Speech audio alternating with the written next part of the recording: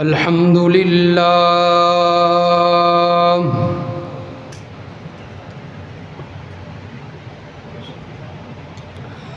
الحمد لله رب العالمين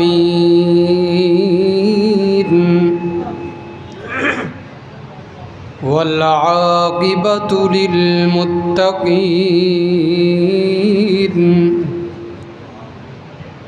والصلاة والسلام على سيد الرسل وخاتم النبيين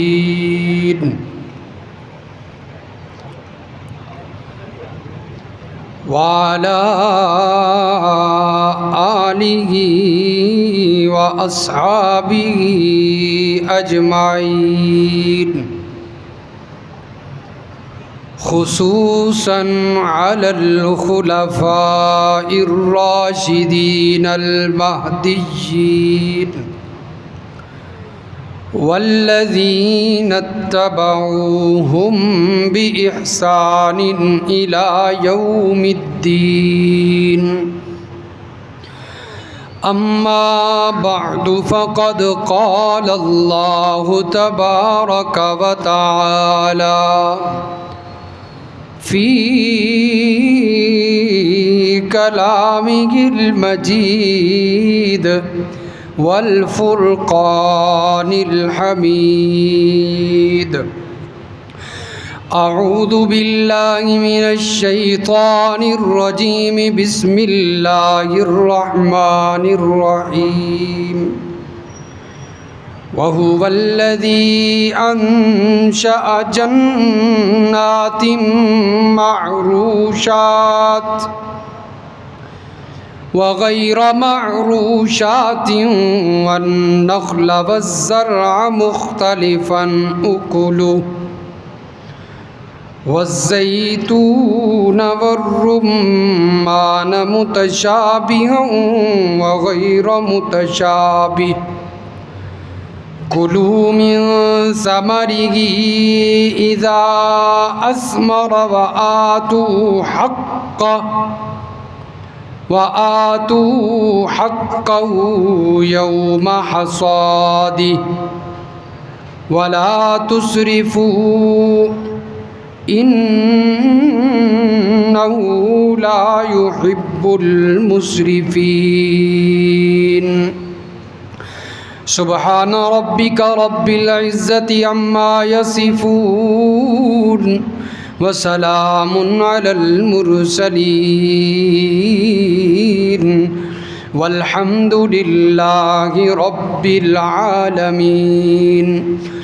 اللهم صل على محمد وعلى آل محمد كما صليت على إبراهيم وعلى آل إبراهيم إنك حميد مجيد.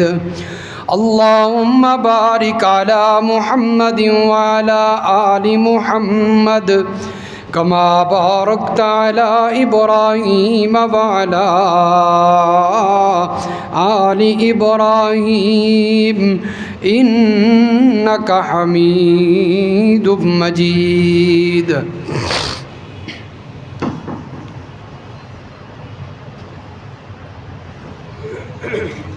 انتہائی واجب الاحترام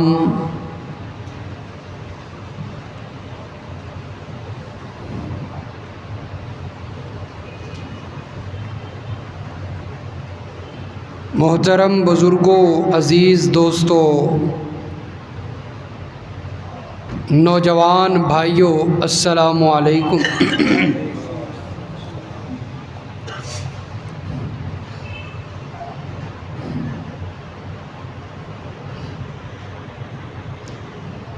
مسلمان پر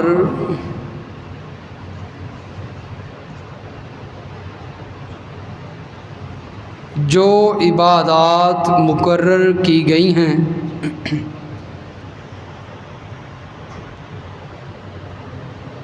ان میں سے بعض عبادات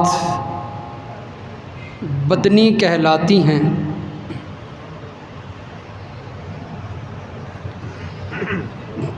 جیسا کہ نماز، روزہ وغیرہ، اور بعض عبادات ان میں سے مالی کہلاتی ہیں،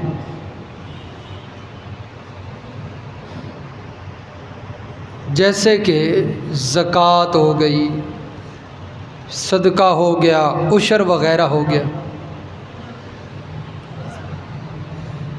اور بعض عبادات ان دونوں کا مجموعہ کہلاتی ہیں، یعنی بدنی بھی اور مالی بھی، جیسا کہ حج، جہاد وغیرہ۔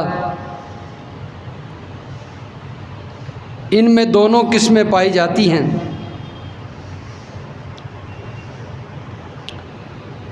اور جو وہ عبادات جو مالی عبادات کہلاتی ہیں،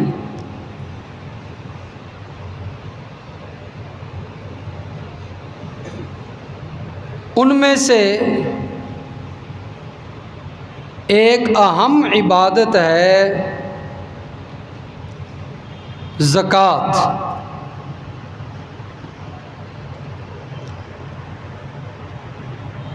اس کو باقی مالی عبادات میں سے اہمیت حاصل ہے، جیسا کہ سونے کی زکوٰۃ ہو گئی، چاندی کی زکوٰۃ ہو گئی، اور مویشیوں کی زکوٰۃ ہو گئی، مال تجارت کی زکوٰۃ وغیرہ۔ یہ سب چیزیں، یعنی جن جن چیزوں پر زکوٰۃ لاگو ہوتی ہے، اور اسی طرح جس طرح ان چیزوں پر زکوٰۃ لاگو ہوتی ہے، اسی طرح زمین کی جو پیداوار ہوتی ہے اس پہ بھی زکوٰۃ لاگو ہوتی ہے، جسے عشر کہتے ہیں۔ کیا کہتے ہیں؟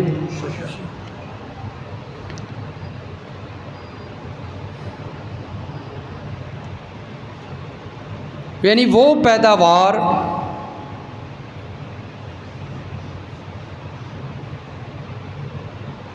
از روئے خود تیار نہ ہو، بلکہ اسے تیار کیا جائے اور اس سے نفع حاصل کیا جائے، اور اس سے نفع حاصل کرنا اور تجارت کرنا معاشرے کے اندر رائج بھی ہو، تو اس پیداوار پر بھی زکوٰۃ ہوتی ہے۔ اسے کیا کہتے ہیں؟ عشر کہتے ہیں۔ اور اس عشر کا وجوب، اس کا واجب ہونا، یہ قرآن مجید سے بھی ثابت ہے، احادیث مبارکہ سے بھی ثابت ہے کہ عشر یعنی زمین کی پیداوار کی زکوٰۃ، عشر اس پر واجب ہے۔ یہ کس سے ثابت ہے؟ قرآن سے بھی، احادیث مبارکہ سے بھی، اور نہ دینے والے پر وعیدات کا ذکر، جیسا کہ اللہ تبارک و تعالی سورۃ البقرہ کی آیت نمبر 267 کے اندر ذکر فرماتے ہیں۔ ایمان والوں کو اللہ تبارک و تعالی خطاب فرماتے ہیں اور تذکرہ کیا اس کے اندر عشر کا۔ فرمایا یا ایھا الذین آمنوا انفقوا من طیبات ما کسبتم ومما اخرجنا لکم من الارض، اے ایمان والو خرچ کرو پاکیزہ مال میں سے جو تم نے کمایا، یعنی پاکیزہ مال کماؤ، حرام نہ کماؤ، اور اس میں سے بھی اللہ کے راستے میں خرچ کرو۔ وَمِمَّا أَخْرَجْنَا لَكُم مِّنَ الْأَرْضِ، اور اس میں سے جو ہم نے نکالا تمہارے لیے زمین سے، زمین سے جو پیداوار اگائی تمہارے لیے اس میں سے بھی خرچ کرو۔ عشر کا ذکر آ گیا۔ علامہ آلوسی رحمہ اللہ تعالی آیت کے اس جملے کے تحت وَمِمَّا أَخْرَجْنَا لَكُم مِّنَ الْأَرْضِ اس کے تحت لکھتے ہیں یعنی من الحب والتمر وَكُلِّ شَيْءٍ عَلَيْهِ زَكَاةٌ۔ اس سے مراد کیا ہے؟ اللہ فرماتے ہیں جو ہم نے تمہارے لیے زمین سے نکالا، اس سے مراد کیا ہے؟ یعنی من الحب اناج، غلہ، والتمر کھجور، وَكُلِّ شَيْءٍ عَلَيْهِ زَكَاةٌ ہر وہ چیز جس پر زکوٰۃ یعنی عشر لازم ہے، سب مراد ہے۔ وَلَا تَيَمَّمُوا الْخَبِيثَ مِنْهُ تُنْفِقُونَ وَلَسْتُمْ بِآخِذِيهِ إِلَّا أَن تُغْمِضُوا فِيهِ۔ رب العالمین فرماتے ہیں خرچ کرتے وقت، عشر نکالتے وقت اس بات کا خیال ضرور رکھنا کہ خبیث کا ارادہ نہیں کرنا۔ کس کا ارادہ نہیں کرنا؟ ردی کا ارادہ نہیں کرنا، گھٹیا کا ارادہ نہیں کرنا کہ اس میں سے تم عشر نکالو اور وہ ایسی ہے جس کو تم خود بھی نہیں لے سکتے ہیں، تمہارا دل نہیں کرتا۔ مثال کے طور پر ایک ذمہ دار ہے، اس نے گندم اگائی اور اس کی ایک جگہ میں سے گندم اچھی ہو آئی، زمینوں کا بھی فرق ہوتا ہے نا، اور دوسری جگہ میں سے اس کی گندم تھوڑی کمزور ہوئی۔ اب گندم تو آ گئی، ساری تیار ہو کے آ گئی، اب جب عشر نکالنے کی باری آتی ہے تو اچھی گندم اپنے پاس رکھتا ہے اور ردی گندم میں سے اس کا بھی عشر نکال دیتا ہے۔ چلو جانے دو، یہ اسی بہانے جو کمزور گندم ہے، تھوڑی ردی ہے، اسے نکالو اسی طریقے سے عشر کے ذریعے، اچھی گندم اپنے پاس رکھتا ہے۔ فرمایا نہیں، اس طرح کا ارادہ نہیں کرنا، اس لیے کہ اللہ ہر اچھی چیز کو قبول فرماتے ہیں۔ فرمایا لا تنالوا البر حتى تنفقوا مما تحبون، لا تنالوا البر حتى تنفقوا مما تحبون۔ فرمایا اس وقت تک تم نیکی نہیں حاصل کر سکتے جب تک تم اپنی پسندیدہ چیز کو خرچ نہ کرو۔ نیکی تب بنے گی جب محبوب چیز خرچ کرو گے۔ تو عشر کا تذکرہ اللہ نے اس آیت میں فرمایا۔ اسی طرح ایک اور مقام دیکھیے، سورۃ النور ہے اور اس کی آیت نمبر 33 ہے۔ رب العالمین فرماتے ہیں وَآتُوا مِمَّا لِلَّهِ الَّذِي آتَاكُمْ وَآتُوهُم مِّمَّا لِلَّهِ الَّذِي آتَاكُمْ، اور دو اس مال میں سے جو اللہ نے تمہیں دیا ہے، اس مال میں سے جو اللہ نے تمہیں دیا ہے اس میں سے خرچ کرو اللہ کے راستے میں۔ اسی طرح ایک اور مقام ہے، رب العالمین کا قرآن ہے اور یہ سورۃ الانعام کی آیت نمبر 141 ہے۔ فرمایا وَهُوَ الَّذِي أَنشَأَ جَنَّاتٍ مَّعْرُوشَاتٍ وَغَيْرَ مَعْرُوشَاتٍ وَالنَّخْلَ وَالزَّرْعَ مُخْتَلِفًا أُكُلُهُ وَالزَّيْتُونَ وَالرُّمَّانَ متشابہاً وغیر متشابہ۔ وہ ذات جس نے پیدا کیے باغات، بعض باغات بیلوں والے ہیں، ان کی بیلدار درخت ہوتے ہیں، بعض تنا دار ہوتے ہیں، ان کے تنے ہوتے ہیں۔ فرمایا کھجور اور اسی طرح کھیتیاں ان کے رنگتیں مختلف، زیتون، انار، ان کے متشابہ بھی غیر متشابہ بھی۔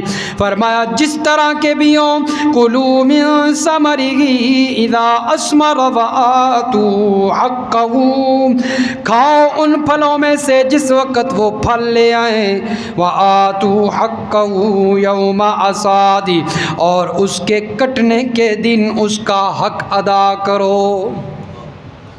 جس دن وہ پھل کٹا ہے، تیار ہوا ہے، وہ غلہ ہے، گندم تیار ہو کر کٹ رہی ہے، فرمایا جس دن وہ تمہارے پاس آ جائے سب سے پہلے اس کا حق ادا کرو۔ اور اس کا حق کیا ہے؟ عشر، اس میں سے عشر نکالو۔ ولا تسرفوا، اسراف نہ کرو، فضول خرچی نہ کرو، انہ لا يحب المسرفین، اس لیے کہ اللہ تعالیٰ فضول خرچی کرنے والوں کو پسند نہیں کرتا۔ فضول خرچی کرنے والوں کو اللہ نے کیوں فرمایا کہ فضول خرچی نہ کرو؟ پیچھے عشر نکالنے کا ذکر ہے، آگے ساتھ اللہ نے فرما دیا فضول خرچی نہ کرو، اس لیے کہ لوگ فضول خرچی کرتے وقت یہ نہیں دیکھتے کہ پیسہ جا رہا ہے، جب اللہ کے راستے میں نکالنے کا وقت آتا ہے اس وقت موت پڑ جاتی، اس وقت سانپ سونگھ جاتا ہے کہ کیسے نکالیں، زکوٰۃ دینی پڑ جائے، عشر نکالنا پڑ جائے، بس پھر اس کے حالات دیکھنے والے ہوتے۔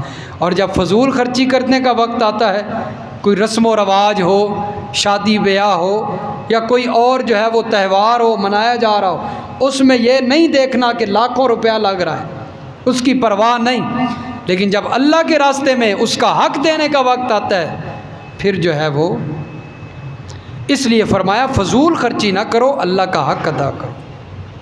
فضول خرچی سے اللہ نے منع کیا، کیونکہ اللہ فضول خرچی کرنے والوں کو پسند نہیں کرتا۔ تو یہ آیات مبارکہ عشر کے وجوب پر دلالت کرتی ہیں کہ اگر کوئی کسان ہے، ذمہ دار ہے، فرمایا اس کے پاس فصل تیار ہوتی ہے، کوئی بھی فصل ہے جس سے وہ نفع حاصل کرتا ہے یا اس سے تجارت کرتا ہے، فرمایا اس پر عشر لازم ہوتا ہے، اس پر عشر جب بھی وہ تیار ہو۔ زکوٰۃ اور عشر میں یہی فرق ہے، زکوٰۃ سال کے بعد لاگو ہوتی ہے اور اس پر سال گزر جائے مال پر پھر لاگو ہوتی ہے، عشر جو ہے جب بھی فصل تیار ہو تو اس میں سے عشر نکال۔ تو بہرحال فرمایا کہ وآتوا حقہ یوم حصادہ، کٹنے کے دن ہی جو ہے وہ اس کا حق ادا کیا کرو۔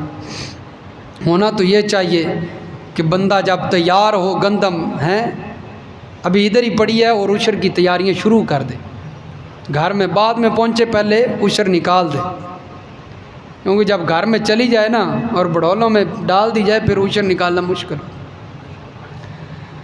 تو اس لیے یہ بہت ضروری ہے عشر نکالنا۔ اور پھر بعض لوگ ایسے کرتے ہیں، کوئی غریب ہیں، مساکین ہیں، ان کو نا مزدوری پہ لگاتے ہیں، چلو جی ہماری گندم کی کٹائی کرو، اور جب گندم کی کٹائی ہو جاتی ہے تو انہیں اب اجرت دینی ہوتی ہے، مقرر ہوتی ہے، جی 1 کلہ ہے اس میں سے آپ کو 1 بوری دیں گے ہم گندم کی، کوئی بھی مقرر کر دی جائے 1 من دیں گے۔ اب وہ بطور اجرت کے جو انہیں دی جا رہی ہے اسی کو عشر بھی سمجھ لیتے ہیں کہ یہ غریب ہے، اسی میں عشر کی نیت کر لیتے ہیں۔ وہ اجرت الگ ہے، اگر عشر نکالنا ہے وہ الگ نکالنا پڑے گا۔ ہاں سوکھا کام کر دیں، جتھے ذمہ داراں سوکھا لگے نا اس پاسے چلنے لگے، اس چیز کا خاص خیال رکھنا۔ حضرت عبداللہ ابن عمر رضی اللہ تعالیٰ عنہ فرماتے ہیں، نبی علیہ الصلوۃ والسلام نے فرمایا اب عشر نکالنا کیسے ہے؟ اس کا حساب، اس کی تقسیم کا حساب پانی کے حساب سے ہوگا۔ حضرت عبداللہ ابن عمر رضی اللہ تعالیٰ عنہ فرماتے ہیں، رحمت کائنات صلی اللہ علیہ وسلم نے فرمایا جو کھیتی بارش کے پانی سے یا قدرتی چشمے کے پانی سے یا پھر نہر جس کا کوئی ٹیکس نہیں ادا کرنا پڑتا، زمین کے ساتھ نہر گزر رہی ہے، اس کے پانی سے کھیتی تیار ہو، اس میں سے فرمایا 10واں حصہ نکالنا ہے۔ اس میں سے کتنا حصہ؟ 10واں حصہ نکالنا ہے۔ اور وہ کھیتی، وہ پیداوار جو اپنے خرچے پر ٹیوب ویل کے ذریعے، سولر سسٹم کے ذریعے، اسی طرح اور کسی ذریعے، یعنی اپنا خرچہ، اس میں محنت درکار، محنت لگی ہے، فرمایا اس میں سے 20واں حصہ عشر نکالنا ہے۔ کتنا عشر نکالنا ہے؟ یہ عشر کی مقدار ہے۔ جس طرح زکوٰۃ کا حساب ہوتا ہے نا، اسی طرح عشر کا بھی ہے۔ اگر تو محنت والی زمین ہے، یعنی اس میں خرچہ بھی ہوا ہے، محنت بھی کی ہے، اس میں سے 20واں حصہ یعنی کم ہے، کیونکہ محنت بھی شامل ہے۔ اور جس میں محنت یا اور خرچہ شامل نہیں، بارشوں کا پانی ہے، چشموں کا پانی ہے، جس طرح پہاڑی علاقے ہیں تو وہاں پر یہ ٹیوب ویل وغیرہ تو نہیں ہوتے، آج کل تو وہاں پر بھی موٹریں لگنا شروع ہو گئیں، لیکن پہلے نہیں ہوا کرتے تھے۔ تو ان پیداوار کے اندر، اس زمین سے جو پیداوار ہو، اس میں سے 10واں حصہ یعنی زیادہ جو ہے وہ نکالنا ہے۔ حضرت معاذ بن جبل رضی اللہ تعالیٰ عنہ فرماتے ہیں، جس وقت نبی علیہ الصلوۃ والسلام نے مجھے یمن کا گورنر بنا کر بھیجا، عامل بنا کر بھیجا، نبی علیہ الصلوۃ والسلام نے تاکیدی حکم کیا اور عشر کے بارے میں بھی حکم دیا کہ وہاں پر جانا، اور وہاں پر لوگ جو کھیتی، اور فرمایا کھیتی باڑی کرتے ہیں، زمین سے پیداوار حاصل کرتے ہیں، انہیں جا کر حکماً کہنا کہ اپنی پیداوار میں سے حصہ نکالا کریں، عشر نکالا کریں۔ اس سے معلوم ہوتا ہے کہ عشر بہت ضروری ہے، احادیث سے بھی اس کا ثبوت ملتا ہے۔ اور فرمایا کہ جو حضرات عشر نہیں نکالتے، اور آج یہی دور چل رہا ہے، ذمہ داروں کو اس کی پرواہ ہی کوئی نہیں۔ میں نے اکثر لوگوں سے پوچھا ہے، ملاقات ہوتی ہے، بھئی عشر نکالا ہے؟ نہیں جی کوئی نہیں نکالے۔ کتنا بنا تھا؟ 60,000 عشر بنا تھا، لیکن دیا نہیں ہے ابھی۔ اور پھر کیا ہوتا ہے؟ پھر اللہ کا عذاب آتا ہے، بخل کرتے ہیں نا۔ رب العالمین نے فرمایا وَلَا يَحْسَبَنَّ الَّذِينَ يَبْخَلُونَ بِمَا آتَاهُمُ اللَّهُ مِنْ فَضْلِهِ هُوَ خَيْرًا لَهُمْ، نہ گمان کریں وہ لوگ جو بخل کرتے ہیں اللہ کے دیے ہوئے میں سے، فرمایا اس میں سے خرچ نہیں کرتے، وہ یہ نہ گمان کریں وہ خیر لہم کہ ان کے لیے بھلائی ہے، بڑا مال اکٹھا کیا ہے، عشر نکالنا کو نہیں، عشر والی گندم بھی شامل ہے، اس دفعہ تو بڑی گندم ہوئی ہے۔ کبھی یہ نہ سوچیں کہ بڑا ان کے لیے اچھا ہے، فرمایا بل ہوا شر لہم، ان کے لیے برائی ہے، بلکہ ان کے لیے برائی ہے۔ سَيُطَوَّقُونَ مَا بَخِلُوا بِهِ يَوْمَ الْقِيَامَةِ، قیامت کا دن ہوگا، رب العالمین فرماتے ہیں ہم نے جو مال کے اندر حصہ مقرر کیا ہوا ہے، چاہے وہ زکوٰۃ کا مال ہو، چاہے وہ کوئی پیداوار ہو، اس میں سے عشر کا حصہ ہو، اللہ فرماتے ہیں جو بندے نہیں نکالتے، بخل کرتے ہیں، قیامت کے دن یہی مال سانپ بنا کر ان کے گلے کے اندر توق پہنا دیا جائے گا۔ آج تو لوگوں کو اس کی پرواہ کوئی نہیں، فکر تک نہیں، اور کتنی سخت وعید آ گئی، یہی مال وبال بن جائے گا، زکوٰۃ کا مال، عشر کا مال، بخل کی وجہ سے کیا بن جائے گا؟ وبال بن جائے گا، اور فرمایا کہ یہ پھر ڈسے گا، کیا فائدہ اس کا؟ تھوڑی سی بات کے پیچھے قیامت کا عذاب۔ تو اس لیے دنیا میں بھی عذاب، اگلی دفعہ فصل نہیں ٹھیک ہوگی، اللہ کا عذاب آئے گا، اور پھر آخرت کے اندر بھی عذاب۔ تو اس دنیا آخرت کے عذاب سے بچنے کے لیے میرے دوستو اب اس کا جو ہے وہ حصہ ادا کرنا آسان ہے۔ اور اللہ فرماتے ہیں جو زکوٰۃ میں سے، مال میں سے زکوٰۃ ادا کرتا ہے اور پیداوار میں سے، کھیتی میں سے عشر ادا کرتا ہے، اللہ تعالیٰ اس کے بقیہ مال کے اندر برکت ڈال دیتے ہیں، کیونکہ وہ حلال ہو جاتا ہے۔ اگر یہ اس کے اندر ملا رہے تو پھر پاکیزگی نہیں رہتی، یہ اس کو پاک نہیں کرتا بلکہ اس کو مزید خراب کرتا ہے، اور وہ جلد ہی ضائع ہو جاتا ہے۔ تو اس لیے اپنے مال کو نقصان سے بچانے کے لیے اللہ تعالیٰ نے جو حصہ مقرر کیا ہے وہ ادا کرنا پڑے گا۔ اور اسی طرح اور بھی بڑے جو ہے وہ نبی علیہ الصلاۃ والسلام کے فرامین موجود ہیں، لیکن وقت بہت مختصر۔ اور اسی طرح قرآن کے اندر بھی بڑے واقعات موجود ہیں۔ آپ نے شاید سن رکھا ہے باغ والوں کا واقعہ، باغ لگایا ہوا تھا اور اس نظریے سے صبح کاٹنا تھا کہ جلدی جلدی جائیں کہ کوئی فقیر نہ آ جائے مانگنے، کوئی مسکین مانگنے نہ آ جائے، لیکن جب وہاں پر پہنچے تو باغ پہلے سے ہی ختم ہو چکا تھا، تباہ و برباد ہو چکا تھا، کیونکہ اللہ تو نیتوں کو جانتا ہے نا کہ اس نے نیت کیا کی ہے۔ تو جب وہاں پر پہنچے تو دیکھا، کہنے لگے شاید ہم غلط رستے پہ آ گئے، یہ ہمارا باغ نہیں، لیکن ساتھ والے نے بتایا کہ یہ باغ ہمارا ہی ہے، یہ تمہارا باغ ہے اپنا۔ پھر اس وقت اپنے ہاتھ پہ ہاتھ رکھ کر جو ہے وہ پشیمان ہونے لگے اور شرمندہ ہونے لگے، ہم نے کیا کر دیا، ہم نے اپنا نقصان کر دیا۔ اور پھر یہ عشر جو ہے، یہ اس کے مصارف کون سے ہیں، دینا کس کو ہے؟ تو اس کے مصارف وہی ہیں جو زکوٰۃ کے مصارف۔ سورۃ التوبہ کی آیت نمبر 60 کے اندر اللہ نے مصارف بیان کیے، فرمایا انما الصدقات للفقراء والمساکین والعاملین علیہا والمؤلفۃ قلوبهم وفی الرقاب والغارمین وفی سبیل اللہ وابن السبیل۔ فرمایا کون ہے صدقات ہیں، اس صدقات کے عشر کے، فرمایا حقدار کون ہے؟ انما الصدقات للفقراء، فقراء سب سے پہلا طبقہ کس کا؟ فقراء کا۔ فقراء وہ ہوتے ہیں جو بالکل کچھ نہ ہو ان کے پاس، نہ کھانے کو، نہ پہننے کو، نہ کوئی گھر بار، کوئی چیز، بالکل جو ہے وہ غریب، وہ ہیں فقراء۔ فرمایا ان کو دو۔ والمساکین، دوسرے نمبر پر مسکین، یعنی جن کا گھر باہر تو ہو ہیں اور کھانے پینے کے لیے کچھ نہ کچھ ہو، اور تھوڑا بہت کوئی کاروبار بھی ہو، لیکن نہ کافی ہے، پورا نہیں ہے، وہ کافی نہیں ہوتا، ان کو دیا جائے۔ والعاملین علیہا، اور عمل کرنے والے اس پر، یعنی وہ ملازم جو زکوٰۃ لینے کے لیے جاتے ہیں۔ پہلے دور کے اندر ڈیوٹیاں لگتی تھیں، اسلامی حکومت جب ہوا کرتی ہے تو اس شعبے کے اوپر بھی جو ہے وہ ملازمین ہوتے ہیں، اور وہ جاتے ہیں، جا کر زکوٰۃ وصول کرتے ہیں، ان کو دیا جائے۔